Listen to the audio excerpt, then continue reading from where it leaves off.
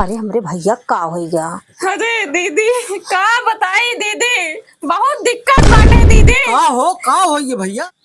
अरे नंदोई इनका लीवरवा खराब हो गया। अरे पंचरवा वाले खियास ले हो तू लेबर।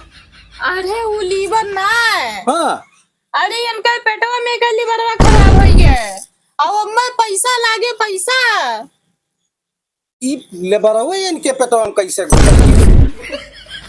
हाँ भौजी, कैसे ले बरवे घुस गए? दीदी क्यों घुसा ना है भाई, इनके पेटों में जो लीवरवा हो तू खराब हो गया बा। ओ अच्छा।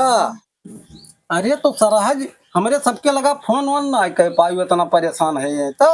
अरे नंदोई इनके सेवा पाती करे छुट्टी ना पावत रहे और 2 लाख लागे। अरे 2 लाख तो कहा अब्बा हम गई दियन है। ओहो नंदोई वो 2 लाख की बात ना है। अरे 2 लाख रुपया